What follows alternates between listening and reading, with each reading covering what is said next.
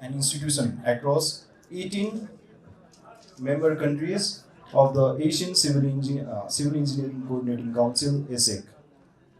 Today's session focuses on an increasingly important challenge beyond single hazards, building resilient infrastructures for cascading and compound risk. Many of you may be curious about Asian Civil Engineering Coordinating Council, commonly known as ACEC. To provide us with a brief overview of ACEC and its contribution to regional engineering cooperation, it is my pleasure to invite Engineer 𝐁𝐞𝐲𝐧𝐝, co-chair of TC39, to come forward and express his views. Thank you. Thank you so much, Mr. Yamendra, sir. Distinguished guest, keynote speaker, moderator, and our panelists, and especially people joining across different time zones. I would like to first welcome you here on behalf of the Asian Civil Engineering Coordinating Council. We call it ACEC. So ACEC is it's a network which has more than 18 member economies, which was established in the year 1999. And since then, we have been exchanging, promoting, and then sharing our knowledges across the regions. So back in 1999, American Society of Civil Engineers, CICAG, JSCE, KSCE, and PIC initiated this network. And Nepal joined this network in the year 2015. And since then, we have been participating very actively in every forum and in every events that we have been doing. And it gives me pleasure that we recently completed our 50th Executive Committee meeting at Kathmandu in April 2025, and more than 50 international delegates participated during that event. So today, we are here on behalf of the Technical Committee of ACEC. The Technical Committee, one is TC39, that deals majorly with the cascading and compounding risk assessment for the resilient engineering, whereas the Technical Committee 40, TC40, is the committee that deals more regarding the hydropower innovations and knowledge exchange. So in the history of ACEC, these two technical committees are the first technical committees that has been initiated by Nepal Engineers Association, and I feel proud to be a part of it, and I look forward to your active participation in the coming days as well. So with this technical committee, today we are going to have a very vibrant discussion regarding the different challenges that our region is facing. So these kind of challenges is not just pertinent across Nepal, but if you see some of the events from the past, I would like to remember maybe the Seti floods, or maybe the 2021 𝐒𝐚𝐳𝐚 flood, where we had significant damages in the 𝐒𝐚𝐳𝐚 water supply as well. And then also these days we are witnessing cloudburst events. Specifically the cloudburst event from 2024 in Nepal, and also the Dharali cloudburst from India, which swept away entire village in just a matter of like 10 seconds. So these kind of events are, growing. We are seeing this kind of events on a very regular basis. And the Technical Committee 40, which is led by Engineer Subhash Chandra Baral sir. So especially in our region, the hydropower projects are being built, and that region is extremely exposed to such kind of cascading risk. So today in this session, we'll be talking more onto that. And I won't take much of a time, but I would also like to highlight that the today's session will also be streamed in our official channel, ACEC channel as well, and then we'll be sharing among all the engineering networks as well. So I wish we'll be having a very lively discussions, and looking forward to your interactive discussions as well. And before we move into our technical session, we have a special message from our Secretary General of the Asian Civil Engineering Coordinating Council. So may I request our technical team to please play the message from our Secretary General, and then we'll be moving towards our session. And then our technical committee is continuing its interesting work as well. In the month of August 2026, we are hosting yet another sharing from Indonesia and Nepal, and that event will be hosted in Indonesia. And then in October 2026, we will also be inviting more than 10-15 experts from the international community in Taiwan that will also be hosted in 2026 October. So I look forward to welcoming you all to participate in our events on a regular basis, and we hope this technical committee will definitely help us in strengthening our understanding towards this kind of risk. So thank you. With this, I would like to now request our technical team to please play the video, and then I would like to again pass back to my 𝐒𝐬𝐳𝐝 sir. Thank you. Thank you so much. Dear members and leaders of Nepal Engineers Association, greetings on your 64th Engineers Day celebration from the Asian Civil Engineering Coordinating Council, ACECC. This is Uday Singh, the Secretary General of ACECC from San Francisco, California. ACECC, with its 18 member societies from 18 economies, is focused on promoting collaborative work towards sustainable development of infrastructure within the Asian region. NEA is an important member of ACECC, participating in the acquisition and transfer of civil engineering knowledge in this area. NEA is leading two ACECC technical committees, TC39 on Cascading and Compound Risk Assessment for Resilient Engineering, and TC40 on Hydropower, Knowledge and Innovative Network. They are important areas for sustainable development of infrastructure. I'm glad to know that TC39 and TC40 are hosting a technical session during the Engineers Day celebration.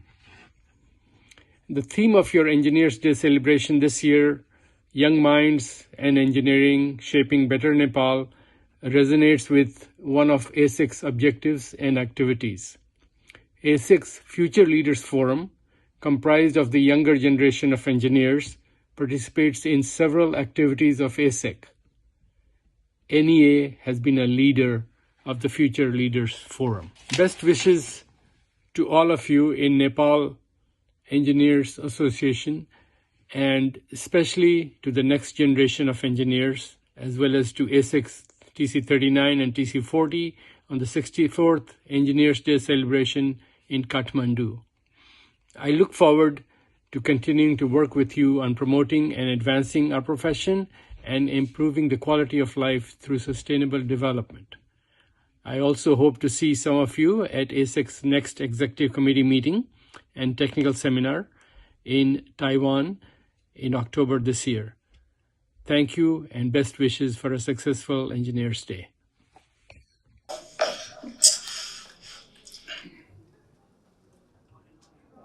Thank you very much. We sincerely appreciate the warm wishes and encouraging messages from the Secretary General of ACECC. Now we would like to move towards the technical session. So at first I would like to introduce our expert keynote speaker, sir. Professor Vishnu Prasad Pandey, sir. At first, I will be introducing him.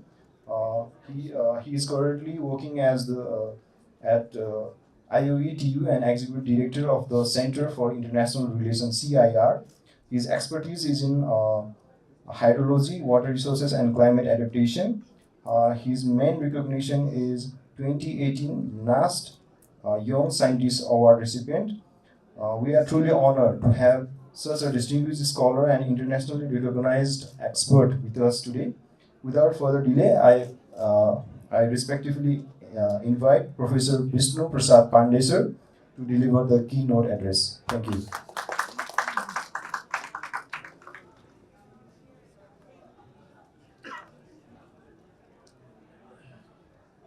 Thank you so much. It's my great pleasure to be here. What happened? Can we change this one, please? Thank you so much. It's my great honor to be here today to share some of the thoughts related to the topics about resilient infrastructure for cascading and compound risks, translating the concept to reality. My job is simple: to set the context for discussion. There are well-known panelists who will deep dive further in terms of how to achieve it. I'll be talking on a couple of topics. emerging risk context, engineering implications. I will be talking about two cases where we can see the cascading and the compound risk. And resilient infrastructure, we talk a lot about this, but what exactly does it mean? What are key attributes of this one? Then some priority actions for resilient infrastructure.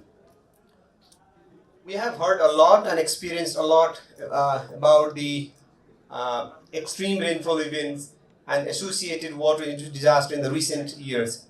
If we talk about last 5 years, starting from the Belum Sea debris flow in 2021, there are many cases listed here. Many of the time we see them as a kind of extreme rainfall, but there are many other things associated with that. They are not a single event. They are compounded sometimes parallelly with the other events, or sometimes they are triggering other events. By that means they are cascading the impacts across the sector. That dimension, though discussed several times in the recent years, but that hasn't been the part of discussion for the last many years.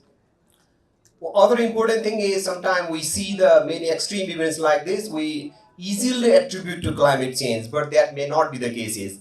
If we try to see all these events here, only in a couple of cases there is a clear link to climate change. We have the data to support that, but in many instances we don't have the data to attribute to climate change. So we have to be very, very careful on attributing all the extreme events to the climate change. That's the message I would like to highlight here. Second thing is there are the research and some documentation that shows that a person born after 2020 experienced threefold more climate-related risks than a person born in 1960. It means that the risks we have experienced so far, or hazard we have experienced so far, will intensify further in the future. So we need to get prepared for that to make our society resilient, to make our infrastructure resilient, to make our ecosystem resilient.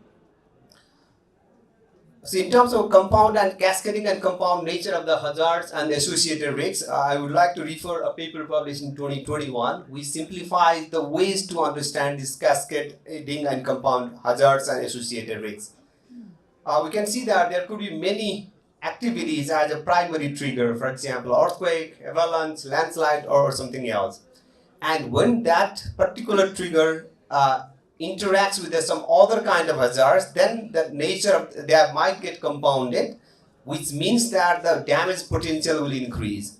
And when that is translated to different sectors, these risks are cascaded across the sectors. We will see an example later on. Further, the sectors could be many, like agriculture or human settlements or energy or transportation or anything else. Secondly, the nature of the impact or nature of risks may vary with the scale from local to regional to national. All kind of risks or cascading and compound nature of disaster may not impact to all these scales. Thirdly, there are the time frame within up to which this may impact. Some of the activities or events may impact up to a week. Some may impact up to a month, and sometimes some even up to years. We have seen a couple of road sections in Nepal which has been damaged by 2024 extreme events, but they haven't been able to operate across the years even now. Again, this nature of the trigger that I mentioned may vary depending upon location in a river system. In the very upstream, glacial lake outburst flood, glacial melting and associated flood could be the trigger point. If we come a bit in the downstream, it may be landslide and associated damming could be a trigger. And when we go further to the downstream, maybe when we come to the flat area, sediment deposition could be a key. But they will not limit to the particular hazard or particular risk only. They will interact normally with the other kind of hazards, and they increase their damage potential, compound the risks, and their impacts are cascaded across the sector. That's the key thing, and we don't have the key answer yet how to address that, because this is a topic that is under intense research even today. The type or nature of hazard could be any, like flash flood or heat waves or maybe intense storm or even something else. When they interact with the exposure, the risks may vary depending upon the damage potential or the vulnerability of the exposure, which is or the elevated exposure. And the risks also, when there is a cascading or compound nature of the events, multiple events come under together, then again the risks will multiply, maybe multiply by one-fold or lesser than one-fold or even multiple folds. That's how this kind of cascading and compounding nature of the multiple hazards, they are interacting each other, will amplify the risks. If we try to group together the emerging risks to the engineering infrastructure, perhaps we can categorize under 6 categories. This may not be an exhaustive list. This is my own framing in terms of grouping the varieties of risks to the water infrastructure or to the engineering infrastructure. One is aging of the infrastructure. Some of the infrastructure we built maybe some 40, 50 or even 60 years ago. They need a massive maintenance now. If, for example, in Japan, they built after World War II, they invest significantly on large-scale infrastructure. There was good, running well for the last 30, 40, 50 years. But now they are feeling a massive, they need a massive investment for replacing or maintaining it. That has been a burden to their economy. Similar case may be experienced by us also in the due courses. Environment and social risks, demographic shift and urbanization, climate change and weather extremes, and also non-stationary nature of the hazard. For example, historical trends may not follow in the same trend we had in the past in the future. So it means the nature of the hazards or nature of the time series data is not stationary anymore. So if we fail to consider that in our analysis and the design, our infrastructure will not be resilient enough. Cascading and compounding risks, and one more important thing is we rely a lot on technology. So technological shift and associated cyber security risks are another dimension of the emerging risks that our infrastructure will be facing now and will continue facing in future. So if we try to link that to the engineering implication, for example, aging infrastructure, they reduce the service life, increase the maintenance requirement, and sometimes even sudden failure of the infrastructure can be experienced when we are using the service of the infrastructure. Environmental and social risks, increasing scrutiny regarding sustainability and social aspects, sometimes may risk even the project's approval if that is funded by multi-dimensional donors, or maybe sometimes even they may risk the completion also. We need to consider environmental consideration, social consideration, but over-emphasis on those things sometimes even risks the approval of the project and completion also. There need to be a balance, proper balance. It may sometimes cause project delay, cost overrun, reduced public trust, and even the legal disputes also. Demographic shift and urbanization, if we try to link to engineering implication, urban flooding, we have experienced a lot in recent years. Reduced infrastructure performance, increased exposure of people and assets, and of course economic loss are some of the implications to the engineering infrastructure and associated service and connection to the economy. If we try to see to the climate change and weather extremes, overtoppling and failure of the infrastructures, bridge scour and foundation instability, we have seen such cases many in the recent years. Reduced reliability of the service, if it will be malfunction for many days or even weeks, the reliability of the service will get affected. Increased landslide activities and thermal stress in building and power systems is another dimensions which is related to weather extremes and climate change.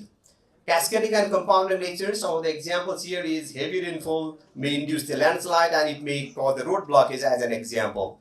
Flood may cause power outage and it may result in communication failure. Similarly, earthquake, dam damage, downstream flooding may relate to impact of infrastructure. That's the way our nature of compounding and compound risks and cascading risks will be translated to infrastructure. There could be many such examples. And technological shift and cyber security, the implication to engineering infrastructures are like shift towards AI and smart system like SCADA systems, smart grid, traffic management system, dam operating system, etc. If there is a risk of data manipulation by the hackers, service disruption, and even sometimes if it is manipulated by someone else, incorrect operation decision could happen. So we have to be very, very careful and double checking system to make sure whatever command we are providing, whatever decision we are making based on the automatic system is correct. So we need to go to the automated system, but we need to have a backup plan to make sure whatever we are doing in the right way. There are always increased risks of cybersecurity. So, for example, if we take a Great East Japan earthquake of 2011, it was a cascading infrastructure failure. First, initial hazard was magnitude 9 earthquake, then a secondary hazard was tsunami. The series of events was earthquake followed by tsunami, power system failure, power station failure, Fukushima nuclear accident, electricity shortage, industry shutdown, supply chain disruption. The supply chain is the global supply chain because some of the inputs or some of the parts are supplied by Japan across the globe, and finally economic losses worldwide. We can see that to what extent the maybe one activity, one trigger may have implications across the sector, not only to a country, even across the globe. Infrastructure, varieties of infrastructure were affected, like nuclear power plant, roads, railway, airports, telecommunication system, hospital, and so on. The cascading effect here is failure to one infrastructure, like power system, propagated into manufacturing, transportation, healthcare, international supply chains, and so on. If we take another example, after a decade in 𝐵𝐴𝐿𝐶 debris flow in 2011 related to 2021 related to Nepal, it was cascading risks to water supply infrastructure. We know that June 2021 event and associated August 2021 event, intense rainfall and associated things. It started with the extreme rainfall, the landslide, deep boulder and debris flow, risk blockade, river blockade, flash flood, destruction of intake structure, Kathmandu water supply interruption, and economic losses and even public health risks were experienced at that time. Various types of infrastructure were damaged, including 𝐵𝐿𝐶 water supply project, access road, bridge, and so on. One hazard like rainfall produced a chain of failure across the multiple sectors. Now, after looking all these things, then the question comes: what exactly the resilient infrastructure is? Why we need resilient infrastructure? We understand there are varieties of way our infrastructure can be affected by not only a single trigger, but an associated compound of the triggering and associated cascading impacts. Then key attributes is the functional character. If we talk from the functional characteristics, then it should be able to anticipate potential risks, absorb damage, incorporate lesson learned. It means there should be a kind of feedback system, restore functionality within as minimum time as possible, transform or improve the system even better than before it was hit by a disaster. Then what are the key attributes? These are some of the attributes, but if we try to see on the various aspects of the resilience, we engineers normally think that, okay, if there are increased risks due to climate change or other drivers, we need to design better. That's what we normally think. But the resiliency is beyond, even much beyond than designing better the infrastructure. So we can see varieties of the ways that can be linked to the resilience. We technical people normally think technical resilience is enough, but there are many other things which need to be considered in resilience, like economic resilience, environmental resilience, social resilience, and even institutional resilience. For example, technical resilience, many of us understand, like structural integrity, reliability, redundancy means flexible design system, and engineering performance, ensuring engineering performance. But they should be able to finance adequately to absorb, to fund the repairs. They should be able to absorb the financial losses and even the sustain the operation. Then it becomes economic resiliency. Environmental resiliency is integration with the nature-based solutions that support infrastructure and ecosystem. If our system is integrated in that way, then we consider this as environmental resilience. Social resilience, there should be a public acceptance. Even if we make a very high-tech system, it is not accepted by public, there is no meaning to that one. And equitable access by all the sectors of the society and stakeholders' ownership. So these are the key things for social resilience. And finally, institutional resilience is there should be a strong regulations, inter-agency coordination, effective governance, and emergency planning. Therefore, only building infrastructure or better or maybe stronger infrastructure is not enough for resiliency of infrastructure. There should be economic, environmental, social, and institutional resilience too, to ensure our infrastructure system are resilient enough. Then what are the pathways for that one? Some of the priority actions for resilient infrastructure, I try to group them in the 3 areas. One is better understanding of the risks. If I calculate risks in one way, the other colleague calculated in another way, then there will be a confusion, right? So in that way, nobody will trust us. So improved risk assessment and early warning is the one area we need interventions. That is addressing data and modeling gaps. Risk communication, interconnected system risk assessment, forecasting, and early warning are the key things for identifying risks and communicating them properly. And digital resilience means cyber security protocols, backup system, warning system. If there are some risks, they should be able to provide warning to all the concerns. So all these are some of the areas which help us to improve the risks and the associated early warnings. Second area is risk informed design. This we people mostly focus on here. Probabilistic and adaptive design approaches, climate proof design standard. We talk a lot on this. Risk informed planning and nature based solution like water management and green infrastructure. These are the areas to improve the design engineering dimension related to reducing the risks or enhancing resilience of our infrastructure. Finally, there should be governance, like strengthening infrastructure governance is another dimension as a priority action, where we can focus on infrastructure planning and asset management, like inventory of the assets, structural health monitoring, regular inspection, predictive maintenance, and several other things. And regular and adequate financing are the key for that one. They can be considered as a part of governance. Similarly, response mechanism, risk-informed decision design codes, business continuity after the disaster hits our infrastructure. And then third thing is data sharing and coordination among the varieties of stakeholders like engineers, policymakers, academia, communities, private sectors. All these things, if we can integrate together, we believe that we can have resilient infrastructure in place. So these are the areas, and the panel discussion from now onwards, I believe will deep dive further into how to translate these priority areas into reality. With this, I conclude my presentation. Thank you. Thank you very much, Mr. Vishnu Pandey sir, for your insightful and thought-provoking keynote presentation. Your valuable perspective on cascading and compound risks have provided an excellent foundation for the panel discussion that follows. Now, I would like to move towards the panel discussion. At first, I would like to introduce our moderator, sir, Dr. 𝐁𝐞𝐲𝐧𝐝 sir. I would like to request him to sit on the dais as well. Dr. 𝐁𝐞𝐲𝐧𝐝 is a renowned multi-hazard risk assessment expert with over 2 decades of experience in disaster risk reduction and resilience across Himalayas. He serves as the director of the Center for Disaster Studies, IOE, Tribhuvan University, and as a senior research fellow at the University of Melbourne. He also serves as the president of Disaster Preparedness Network, Nepal, as well as member secretary for National Platform for Disaster Risk Reduction, NPDRR. Now I would like to move on to welcome the panelists. At first, I would like to welcome Ms. Dr. Divas Bahadur Bosni sir, water, and I would like to request him to come on the dais as well. Kindly clap.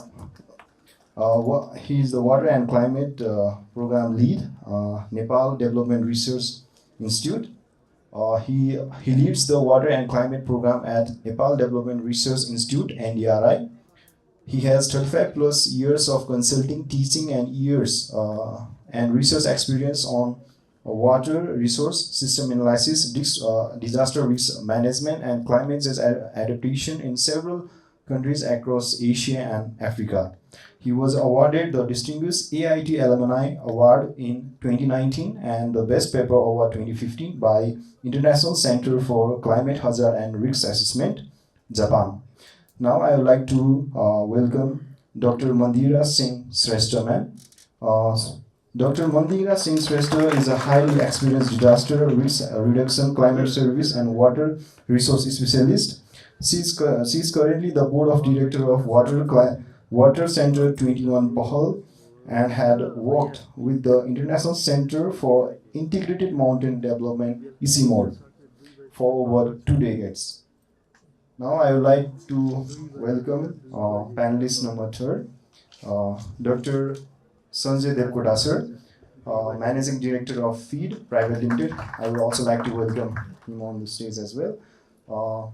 He is the Managing Director of Feed Private Limited, civil engineer by training. Dr. Devkoda has over 20 years of experience in conventional engineering and frontier technologies for multi-hazard risk assessment, modeling climate change impacts, design of mitigation measures, and conservation.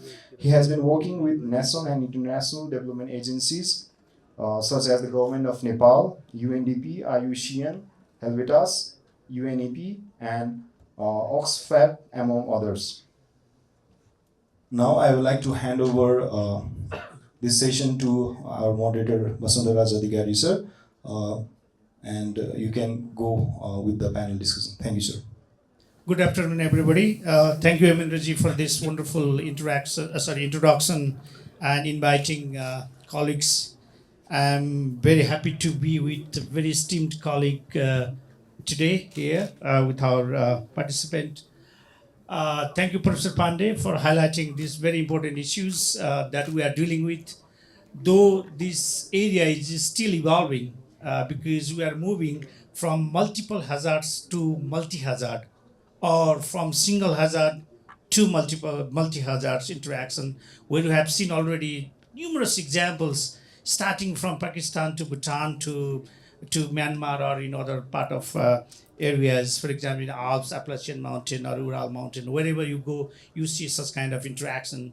And in this changing new landscape, what we call new old with climate change, where we are observing extreme events, and then the number of events are actually increasing, and then the effect is more compounding, especially in the Himalayan region, in the Hindu-Kush Himalayan region, from source to sink, from the Himalayan landscape where we observe the glacial lake outburst flood to the flooding and inundation to the flatland. So this is the crux of this whole scenario, where we need to really deal with this changing environment for critical infrastructure resilience. So we engineering communities, we have to deal, we have to design, we have to consider the parameters while doing work, from designing to monitoring and evaluation. So this will be the center part of the discussion for today. And we have very experienced colleague here. So the pattern of this panel discussion is, first I will ask some of the guiding questions to our panelists, and then I'll open for a floor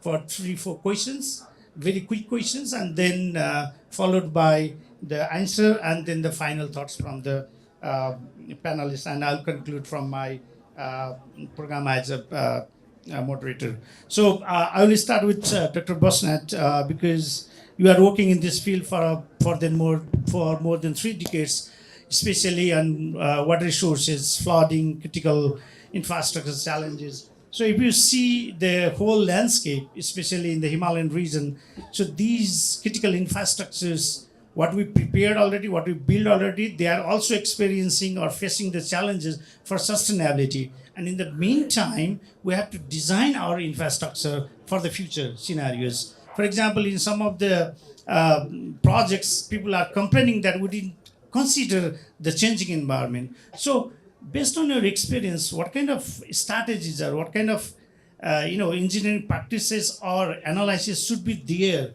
for our critical infrastructure development and the resilience in this part of the world? Thank you very much, Dr. Basanta. It's a very relevant question. Many things have already been covered by Professor Vishnu, so I will not repeat that. But I would just like to highlight 1 or 2 things. First, we used to design for what we call known unknowns. So we use probability distribution functions, return functions. Now we have to design for unknown unknowns. So we don't know. The uncertainty is the key factor. So one method we should now use is stress testing. You test the system, the design of the project, for different types of uncertainties. Professor Vishnu already covered that. And plus, I would like to also highlight what we call the bottom-up approach. So you focus on what matters. So you first decide on your KPIs. What are you trying to look at? What is the risk you are trying to do?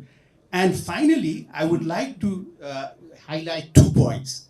Now, the new paradigm is what we call resilience by design. Professor Vishnu already gave some attributes of what resilience is, okay? So resilience, basically, we move from a probabilistic approach to a resilience approach, a risk approach to a resilience approach. Resilience by design has three factors if you look at the literature. One is persistence. No matter what happens, you keep on running. The system keeps on working. The other is adaptability. No matter what happens, you have a shock, but the system adapts, the project adapts. You change, for example, the operational curve, operational rule. Then you also need to transform. Okay, sometimes when you are in a different regime, the future you don't know. So if you, the uncertainty, so you have to transform. And finally, I would like to end by saying the approach is, as Dr. Vishnu's question is, we have to follow adaptation pathways. So for example, if you are doing the hydropower design, first you focus on the immediate needs. Our climate is very variable. Our hydropower sector is at risk. So you manage the current risk, you close the adaptation gaps, you make it, and you build resilience for the unknown future. Second, in the midterm, you start doing climate smart planning. That means you have to design low cost, no regret options of your design, and which are robust under any uncertainty. When you say robust, the system works even if there are changes in the regime. And finally, you invest in information and learning to help make future decisions. I think before I close, and I will, since in the interest of time, you have to have a hybrid system. You have to also use nature-based solutions, EBA, ecosystem-based adaptation measures, plus engineering approach, a hybrid approach for mitigating and making your system resilient. Thank you so much. Thank you, Dr. Basant. Very powerful messages, especially in the changing context. No regret policy should be there, and we can talk hours and hours on that. Thank you for highlighting, and which is actually shared the question for Dr. Shrestha, because Dr. Shrestha is working for a long time, more than 3 decades in this region, working in EC mode or in different other part of the globe and organizations. So you have seen the bigger context, larger picture, where we talk about the risk assessment. That is really important for the early warning system development, especially for the hydrometeorological hazards, where our critical infrastructures are really interacting with this. So based on your experiences in working in this whole Hindu-Kush Himalayan region, so what are the challenges that we are facing and what needs to be done? How should we go forward to do the risk assessment process in the system of development of early warning and critical infrastructure resilience? Madam, please. Thank you, Vasantaji. Very good afternoon and namaste. I'm delighted to be here for this session, talking about cascading risks and disasters. So, Vasantaji, as you question, you would like to know more about the overview in terms of the hazards, the cascading risks in the region, where we are at, and also some of the interventions and solutions, particularly related to early warning systems. So when we talk about cascading risks, and as well as the overall kind of a scenario, what we find often is that people talk about, first thing they will say is, there's no data. Yeah. So is that true? Do we not have adequate data? So that's the first question I would like to ask. But as engineers here, we all, realize that yes, there is data. There's data sitting on somebody's laptop, maybe across in another institution or across borders, right? So there are many different types of data. So for talking about data, you can talk about hydrological data, you can talk about meteorological data, geological data, satellite-based data, all different types of data that really feed into the different types of models which we might use for our forecasting, for our early warning systems to be more resilient, right? So now what do we do about this issue of data? Because this is the bigger question that always comes into play. One is that whatever data is shared, is available, is not adequately shared. I think we all realize that. Even our next door colleague does not want to share the data that is available. So how do we change this mindset of making the data more shareable? That's the first thing. The other question, the other point that I have is that whatever data is there, sometimes it comes in different formats. It comes in different standards. So it's whatever you get maybe is very difficult to use. And you might spend, hours and days and maybe months even trying to decipher what that data means. So, for the engineering design to be more resilient, we need to look into how to share these data sets and have these common kind of protocols, common kind of formats, as well as platforms for sharing of data and information. So this is one of the foremost things that I would like to highlight. Now, when you talk about the second point, that is going from data to early warning systems, then often, particularly in meteorological data for resilient infrastructure, particularly for, say, hydropower, we talk about, the Department of Hydrology and Meteorology, DHM in Nepal, here does not only say how much it is going to rain, it is also now slowly getting into a little bit of a step forward in terms of what is that amount of rain going to do? What kind of damage is it going to do? Where are those areas where it's likely to impact most? So that's kind of a way forward, a small kind of a change that we are seeing, which is very much needed overall.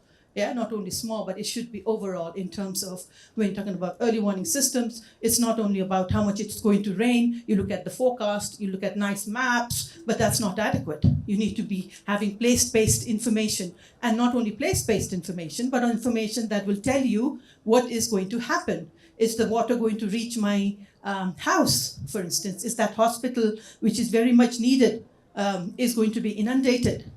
So those kinds of things are very much essential in terms of looking at moving from just forecasting to more impact-based forecasting. So that's kind of a change in the paradigm shift that we look at when we talk about more these cascading and compound events. Now, for instance, the hydropower sector, again, I will give you an example of, we had this recent floods that you all may recall in the Bhutekoshi just last year. Actually, it's been a year already, actually July 8th, I don't forget the date easily, 2025.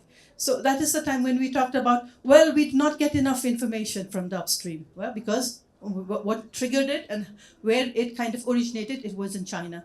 And then the floods came down in the middle of the night, early morning, 3 a.m. actually.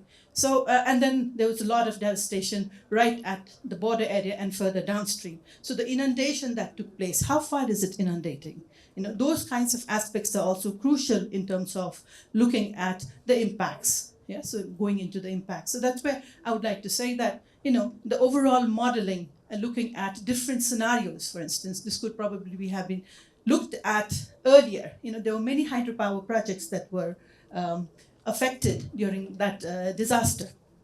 Fortunately, there were lives lost. Actually, more than 20 people were killed. So those are some examples which tells us that we do require to look into more and holistic kind of a modeling approach, which would then support more inundation mapping in the downstream, looking at impacts from where it originates to all the way downstream, as Basantaji mentioned. Thank you. Thank you, Dr. Shrestha. The country is moving from traditional approach forecasting to impact-based forecasting, which is really remarkable. If you look at the context in the South Asian region, the government of Nepal, especially DHM, is really doing great. So we are all supporting for them, or the government is really working to make more proactive things. So thank you for highlighting this, Dr. Shrestha. So Dr. Sanjay Devkota, you are working this region for more than 30 decades and you have lots of international experiences. And you worked as a hydropower engineer, designer, planner, and now you are one of the scientists or engineers who are working really in the multi-hazard risk assessment process. So multi-hazard risk integration is not only the engineering part, there is governance. So governance starting from top to bottom and then bottom to top, what Dr. Basnath was really highlighting. So how do you see this disaster governance or multi-hazard risk governance while designing or considering these pertinent issues for infrastructure resilience, and how the engineering community should address this new changing context in future?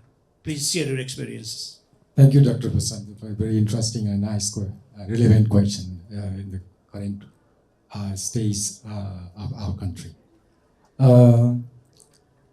For me, the cascading risk of the multi-hazard risk assessment, what we call, it's not because of the lack of data. It's not because of lack of modeling. There are tools, yeah. Although there are some issues related on the data that we have maintained in the country, but the problem is governance.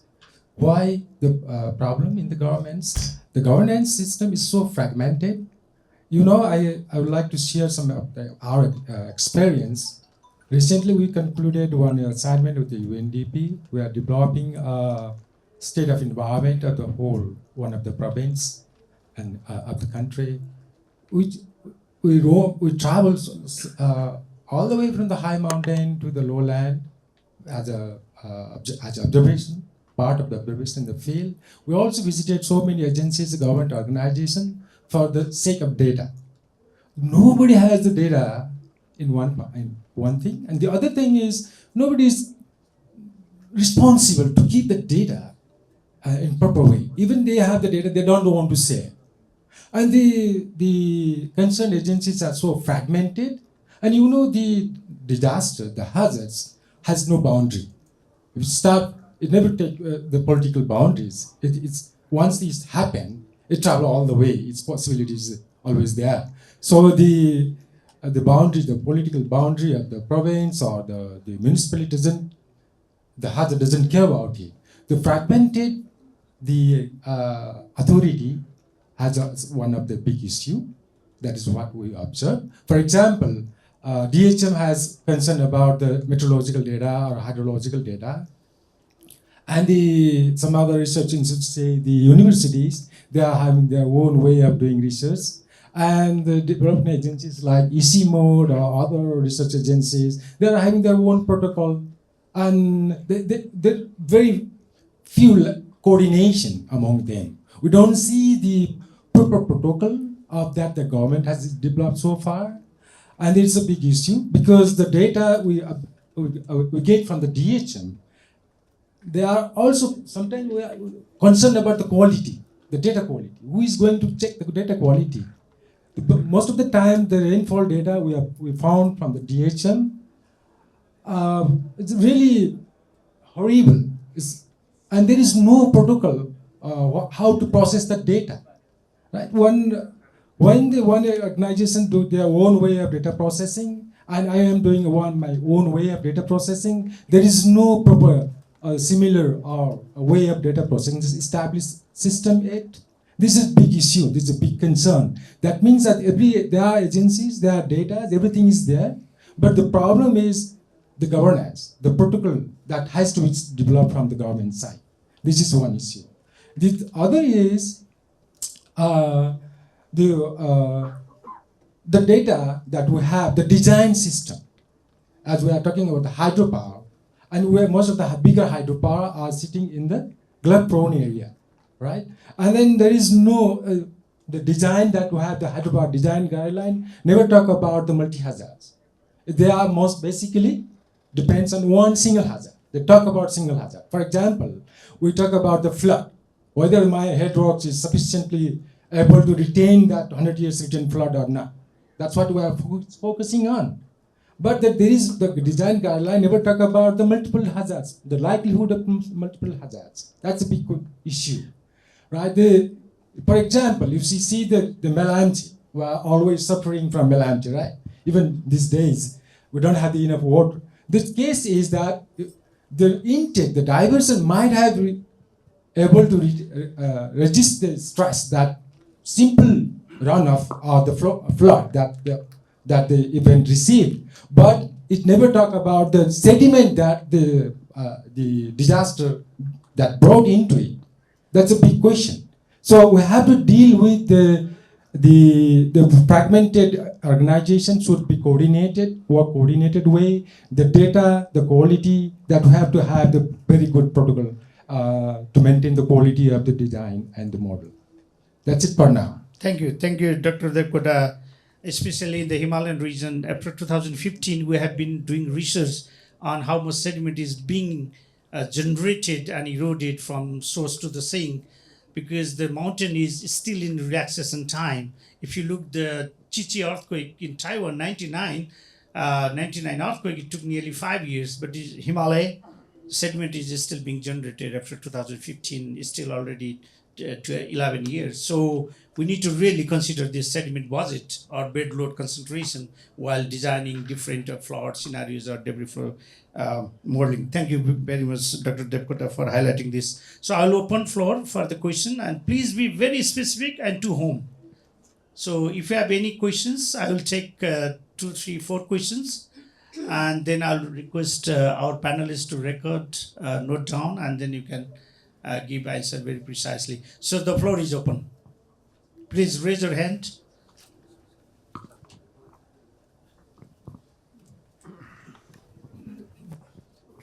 Hello, Namaste. I'm Ritu Shrestha from Nepal Electricity Authority. Thank you for this wonderful table talk. And I just realized that we have been discussing about the mega hazards, but we are suffering hazard every year repeatedly in the city. So I would like to know that.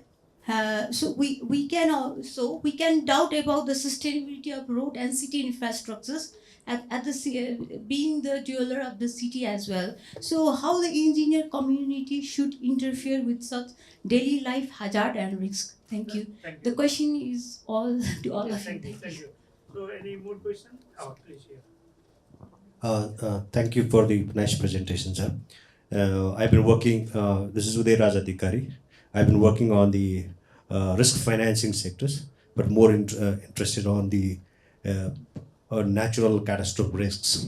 So one of the major losses that we have seen in last 10 years is the loss due to the compounding effect on the flood, as well as the impact due to the debris flood on major hydropower projects. And my question is, are we looking on the risk engineering concepts which has been implemented globally nowadays? Are we really implementing a risk engineering concept from the design phase? Because until and unless we start working from the design phase, it will not propagate towards the during the up to the operational phase. So are we really working on these lines or not? Thank you. Next question, if you have any, back there. Yes. So my question is Please about. spell your name. Okay, my name is 𝐒𝐞𝐲𝐽. I am currently working at Nepal Electricity Authority, and my concern is the reliability about the data that you were saying previously. Like normally in Nepal, we collect the data from the weather station that has been installed by EC Mode or DHM or some other institution, and we average out the data because to find out for a certain location and how much reliable is the data, because the data has also been not updated since several times, and how much reliable is that data that we could use for our research and this study. Thank you. I'll take 2 more questions. One here. In the second row, I suppose. Yes. Hello, Namaste. I'm Mahesh Nepali from Ministry of Infrastructure Development, previously Ministry of Water Supply. I'd like to request the panelists to share their experience from their international exposure. How are the data made available in international countries? The first question. Is it costly as in Nepal, or is it made free to the all people, whoever are in need, so they can take it? Secondly, once the research is done, it is continued. I have seen it's been continued in foreign countries. But here, the research is kind of scattered. And there are many people doing research every year, but we are not seeing the following researches or the research being done in following years, starting from the outputs of the previous researchers, because of which the research is being done. In one hand, it's not being institutionalized, and on the second hand, it is not showing us the path, or research can take us to a developed or new scenario as well. We are just doing research for a single term, and I just wonder how is it done in abroad countries, so that a couple of researches through several years can be linked together to come up with a big or solid output. Thank you, thank you. One last question, if you have any. I don't see any hands, so okay. So can you give me the mic? Thank you very much. These are very interesting questions. So the questions are not directed to any panelist, but the beauty is that I have the second question also, so you can just summarize. So while you explain or share your experiences, what are the challenges that we are facing in the changing context, and based on the participant questions and expectation from you also. So what should we have to do? For example, how can the Nepal Engineers Association or the engineering communities with the the Asian Civil Engineering Coordinating Council, where Nepal Engineers Association is really leading TC39 and TC40. So how can we all work together? So this is the common question for you all three. And then, of course, Professor Pandey also. But you can take any of the questions that raised by the participants. So, Dr. Basnath, please. Yeah, thank you very much. I think I'll also try to answer some of the questions. I think the urban flooding, that issue you mentioned, I mean, obviously, we need to change our design standards. The drainage system is not working.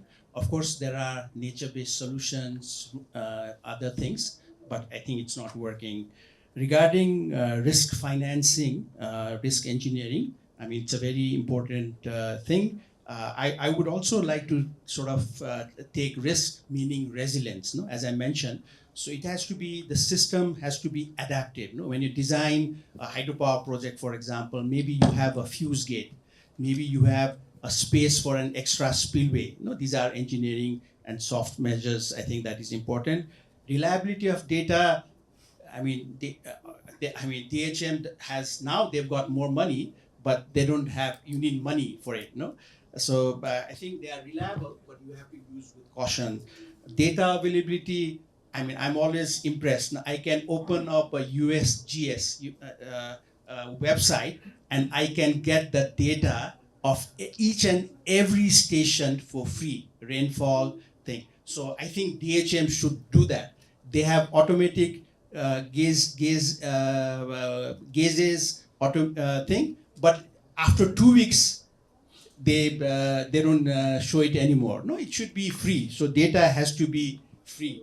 And also, like regarding your questions about general on what should be the immediate priority, I think for climate resilience, I just want to quote the National Adaptation Plan estimated $47.4 billion up to 2050, and so they said the government can just spend 1.5 billion. So $46 billion has to come from climate finance to meet the adaptation gap in Nepal. So that's about 2 billion every year. The NDC 3, it estimated 94 billion up to 2035. 74 billion for mitigation and 20 billion for adaptation. Now my question is, we are very happy when GCF funds 20 million rupees to take care of one glacier lake, which is very nice. But where is the other 101.98 billion? Where is that money from? So, I mean, I'm just saying there is this finance. So we have to really be careful about, funding. And the last point I would just like to make is, I just want to take an example of hydropower. Actually, recently I had an opportunity to serve in a committee to review hydropower license. No river, especially in Kosi and Gandaki, has any space left for a new hydropower project. It is from the beginning. If you look at Arun, Kimathanka, Upper Arun, Arun 4, Arun 3, Lower Arun, So, and some, you will not see any water in the dry season. Now just look at the cascading hazards, the compounding disasters, what will they do? So we are implementing projects without a proper plan. So, I mean, you have to have a river basin plan, which I was lucky to be a part of developing. We have to have a power system development plan. Come on, we need, I mean, we talk about, I mean, not just hazard, like, do we have a disaster risk management plan at a basin level? Does the Arun River has a plan where data is shared by one project to the other? DHM is supplying, NDRRMA is doing. So these are very key points that are important. And also lastly, to the young engineers, I would just like to say, you see, now advanced tool, AI, machine learning, I don't need a research assistant. I can do a Python code on anything by myself. Please use those tools, use remote sensing, Google Earth Engine, but please don't forget the first principles. Before you really conclude the findings from it, make sure these are, the physical process is captured, even in hazard modeling and other things. And finally, to the ACECC, I think one area should be knowledge exchange between the partners. Thank you so much. Thank you, Dr. Basant. Dr. Shrestha, please. Well, Diwas, you've covered all of it, I think, very nicely elaborated. But thank you for the questions. I think the first question that Ritu made was regarding more the urban floodings. So yes, you mentioned about the infrastructure, particularly the drains and the, but apart from that, what's also important is the public awareness and the education. So that hasn't come back here yet. So that is something that I would like to stress. That's the need to look into more informing the public, keeping them aware, and also that would directly minimize the adverse impacts that would then come from this such kind of urban flooding, which is of course definitely increasing. I just saw a video just a few days ago about this huge flooding in Maithika, Mandala area. I'm sure most of you did watch that. You know, it was water above up to my hip level, I think, and that's quite scary. With if you have an EV driving through that area, you wouldn't want to do that. Yeah, so awareness and also advanced forecasting and warning is essential, but again, very difficult at this stage when you're talking about more these kind of very short duration, high intensity rainfall that we are seeing more in the terms of increase. Yeah, the second question that was more in terms of looking at the global guidelines, I guess the implementation that you just mentioned, I think, Udaiji. I think, yes, you talk about the need to look into and incorporating that right from the design phase, but I would like to even go one step backwards. That's it needs to be incorporated right from the planning.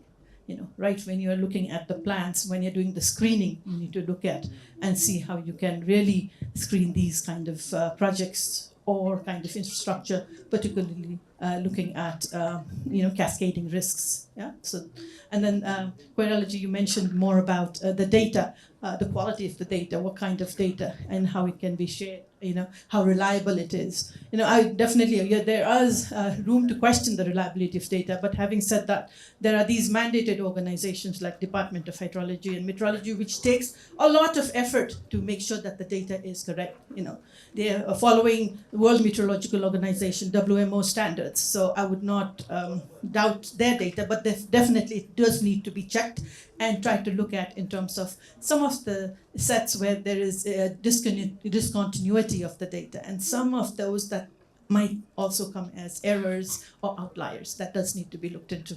Yeah, but again, there are other data sets which kind of also help to fill in the data gaps from different research organizations. You mentioned 𝐸CMODE. Yeah, definitely 𝐸CMODE, we do provide such kind of data, and it's available in the RDS, that's the regional database system that 𝐸CMODE houses. If you have an opportunity, please visit that website and you'll find ample amount of data.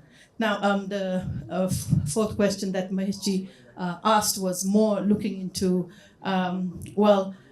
he talked about, once the research is done, it just gets limited or whatever. So there needs to be a continuity. continuity, and institutionalization, definitely.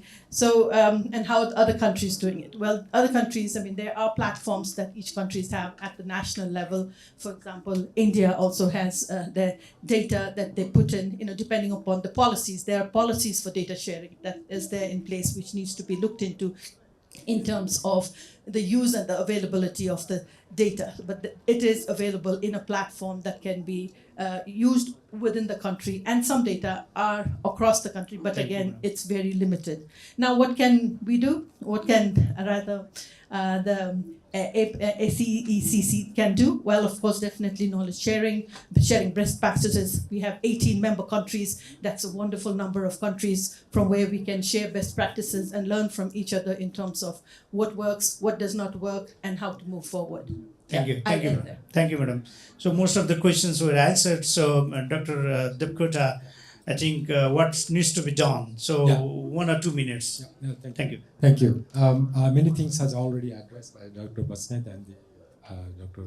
Shrestha, but just want to highlight a little bit about the infrastructure that we have, urban infrastructure, and also explain about the urban flooding a few days ago in Maitigar and some other part of the Kathmandu Valley. The infrastructures we design are based on the traditional way of doing design. Now the things have been changing, the climate is changing, the pattern of rainfall has already been changed. Now we have to design the infrastructure differently, that is non-stationary way. Hydrological data may not remains the same. Our design is basically depends on the past historical extreme data, right? But the extreme data is no more relevant in this changing environment because of climate change. The intensity of the rainfall has changed. That is definitely we have to revisit our design. That's a big issue. So what we do normally, the probable maximum flooding or probable maximum rain precipitation, we followed the stationary way of data processing.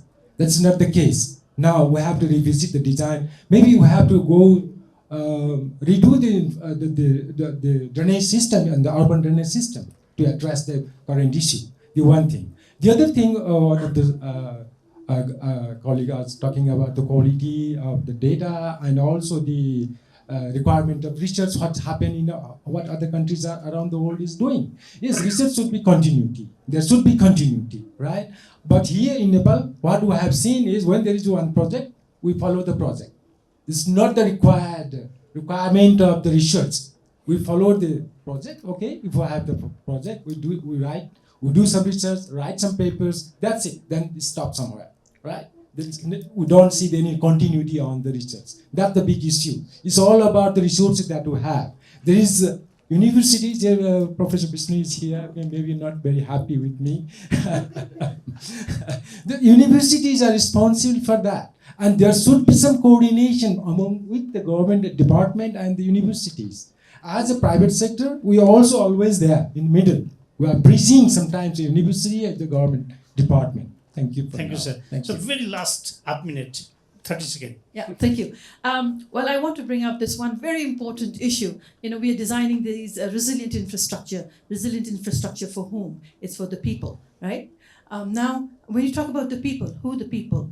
Often we talk about it in very general. It's very important to have a gender responsive kind of an assessment and look at it in terms of making sure that whatever design we are doing is also very much, gender responsive in terms of, because disasters have no borders and it has differential vulnerabilities. It affects the worst in terms of people, in terms of women, in terms of children, in terms of elderly. So that also needs to be centrally kept in mind. So as engineers, we should and must also keep gender responsive, resilient infrastructure in mind. Thank you. Thank you very much. JIRC approach should be there. So, Professor Pandey, so from your keynote speech, your thoughts, and then the discussion, the panel discussion, what's your final thoughts? 1 or 2 minutes. I would like to add on 2 questions. One from Mr. Adhikari, he was asking about whether we are practicing risk engineering right from the design. In my knowledge, not to an adequate extent.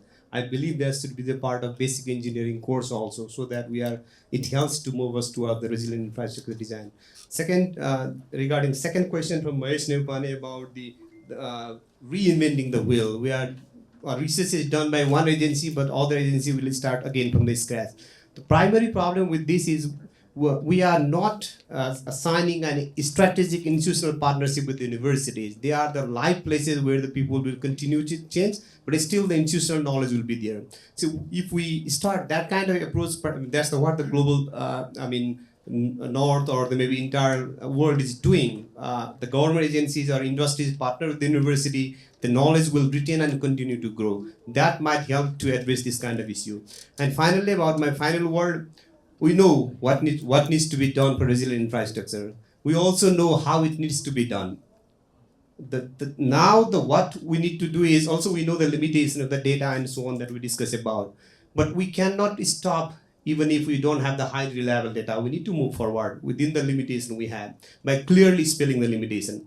But what we need to do moving forward is we need to have champions who can work with the passion to take this forward, who can maybe translate this into reality, who want to leverage the opportunity for developing kind of demonstrated case studies of resilient infrastructure, which the entire world can refer to. So some of us, especially young minds, may wish to be those kind of a champion. Someone for maybe hydropower infrastructure, for the next 10 years I will champion for this so that I will develop the demonstrated cases. Someone for building infrastructure, someone for road and so on. I believe this session will create this kind of synergy and the kind of encouragement to the young minds to take this forward, because this is everyone's responsibility. Thank you. Thank you, Professor Pandey. What a vibrant session. I really want to go for hours and hours, but we didn't have time, and there is always limitation. By saying that, we have to work in data scarce region, especially Himalayas. Very difficult to gather data, but data is not the issue. How we process and how we utilize all the available data for engineering design to resilience in terms of governance. So to have a better governance for engineering infrastructure resilience, we all have to work together from the different fields. So we have to go from silos to the combined effect, what we called from single hazard to multi-hazard. So for your information, Government of Nepal is finalizing multi-hazard risk assessment framework. Probably in 1 or 2 months, this will be there. So we all have to follow the guideline or the framework that government will be doing the publicly available things for this country. Very nicely explained by Dr. Basna, Dr. Shrestha, Dr. Devkota, and Professor Pandey with a vibrant discussion with our participants. I'm very happy to conclude by saying that let's unite and let's work together for the infrastructure resilience, for the sustainable risk reduction in this country. Thank you very much. I welcome Emendra. Thank you to our moderator, sir, and all our distinguished panelists for an engaging, insightful, and highly enriching discussion. I believe today's session has provided valuable knowledge, practical perspective, and meaningful recommendation on strengthening resilience against cascading and compound risk. On behalf of Nepal Engineers Association and ACECC, I extend our sincere appreciation to all our speakers for sharing their expertise and experiences. Now we have a special closing remarks by a international speaker. At first, I would like to introduce her. Her name is Dr. Prasanthi Vidyashi.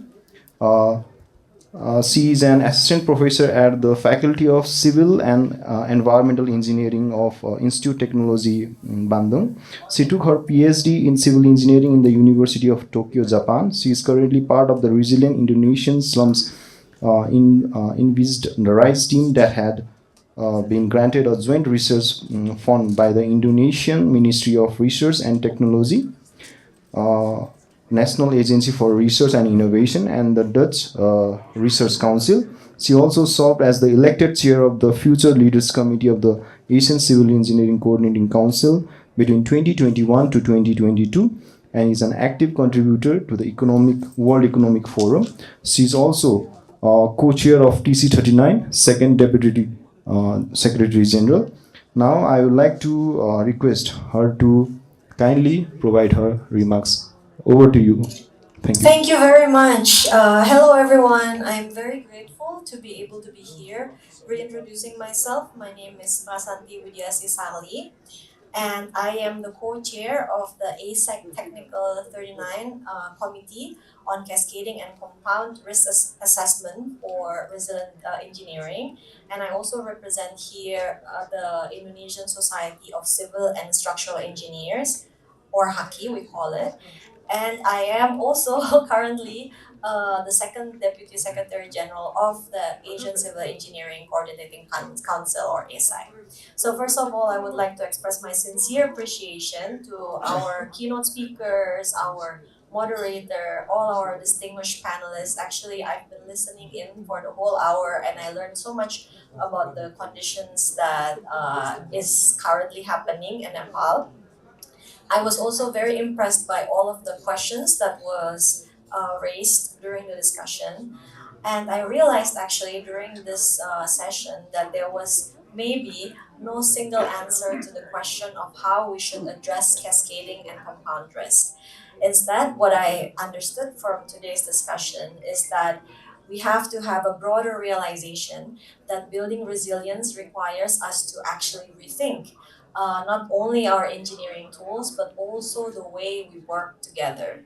So I will try to summarize it into 2 points. The first message that particularly resonated with me was the discussion actually about data and governance.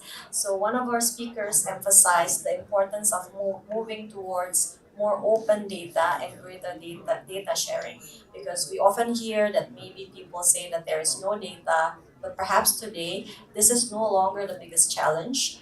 In many cases, the data already exists. It's simply separated, maybe across institutions, maybe it's difficult to access, or not shared in ways that allow others to use it. But at the same time, another speaker reminded us that perhaps the larger obstacle is fragmented governance. And I empathize with this because actually we in Indonesia share the same problems. Because maybe different organizations have different responsibilities, different priorities, and also different systems, making coordination difficult precisely when coordinated action is actually most needed. So I don't believe, rather there are two sides of the same challenge. So better data, of course, without effective governance will not necessarily lead to better decision. So we need stronger governance, and also stronger governance without accessible and trusted information cannot effectively manage cascading and compound risk. So we need both. And the second important message from today's discussion is the growing importance of impact-based forecasting. Traditionally, maybe we engineers and scientists have focused on forecasting hazards, how much rainfall we expect, maybe how high floodwaters may rise, or how strong an earthquake might be. But increasingly, especially in the future, the question we need to answer will be different. We have to think about what will this hazard actually do? What will be affected? Which infrastructure systems are most vulnerable? How will failures cascade through transportation, energy, water supply, communication, healthcare, and maybe our communities? This shift from forecasting just the hazard itself to actually forecasting the impact of the hazard will transform information into decisions that hopefully can protect lives. But I was also quite impacted by one of the audience questions today, which is how do other countries transform the many data sets and research projects produced every year into something that creates maybe some real impact. As a researcher myself, this question feels very familiar because every year we universities produce valuable research, we collect new data sets, develop new models, and publish new findings, yet most of the time, all of this sometimes is fragmented. So we have to remember that research doesn't end with publication, but while practitioners continue to face challenges. So what I believe is important moving forward is to go through this pentahelix approach, where we have to bring together academia, government, industry, communities, and even the media so that we can discuss all of the findings that we got from the data set into actually creating a larger impact. So, but perhaps we can start by building small nexuses, like small communities, small trusted collaborations between researchers and maybe people who actually need the knowledge. We can work closely from the university level, let's say, with the local government, or with from engineering. Engineers can also collaborate with infrastructure operators so that we can bring our ideas forward to the people who need it the most. This might seem very small and maybe it will be very slow and tedious, but I believe that meaningful collaboration rarely begins at a very national scale. Sometimes it has to begin from the people who decide to work together, solve one problem together, and build trust together. So over time, I hope that maybe all of these small collaborations can grow into a stronger ecosystem where research no longer just ends with publication, but continues into implementation in real societal work. So this is where this connects with ACECC. I believe today's discussion gives us a clear direction of what we can do together. As a regional community here in ACECC, we can continue strengthening collaboration across our member economies. We can facilitate knowledge sharing, obviously, encourage more open and interoperable data where appropriate data sets can be shared. We can also strengthen professional capacity and promote engineering approaches beyond just one single hazard for achieving resilience. But most importantly, we can continue building bridges because bridges between disciplines, between institutions, between countries. Because the one thing that I learned by being in the ACECC community is that disasters do not recognize institutional boundaries. Disaster does not recognize disciplinary boundaries. It does also not respect national boundaries. So this means that our collaboration should not be bounded by all of this. Perhaps the common message I can take away from today is that resilience begins not only with stronger infrastructure, but with stronger collaboration, better data, better governance, better partnership, and ultimately, hopefully, to better decisions. So I sincerely hope today's session is not the end of the conversation. I am expecting more in the coming months and years. And again, finally, on behalf of ASEC TC39, TC40, and HAKI and our organizing partners, I would like to once again thank everyone for this wonderful, wonderful discussion and hope that we will talk with you again maybe in the future. Thank you. Thank you very much. Thank you very much for your inspiring remarks and valuable reflections. Your words have provided an excellent conclusion for today's technical session. So now, as a token of appreciation for the valuable contribution made by our distinguished speakers, moderators, and guests, we would like to present a small token of love. For that, I would like to request Mr. Suman Thapa, sir, Treasurer of Nepal Engineers Association, to kindly come forward and present the token of appreciation. And for the facilitation part, I would like to request Naveen Joshi, any Bagmati province member. And now I would like to request, Professor Vishnu Prasad Pandey to kindly receive token of love. And I would also like to request Madandai for taking the photograph as well.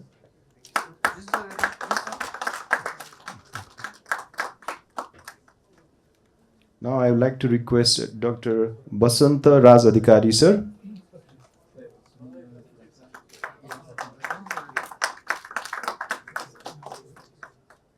Now I would like to request Dr. Divas Bahadur Basnet, sir.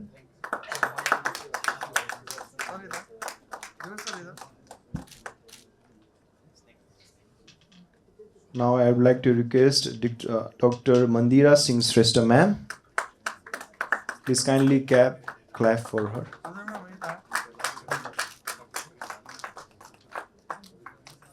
Now I would like to request Dr. Sanjay Devkota, sir, to kindly receive.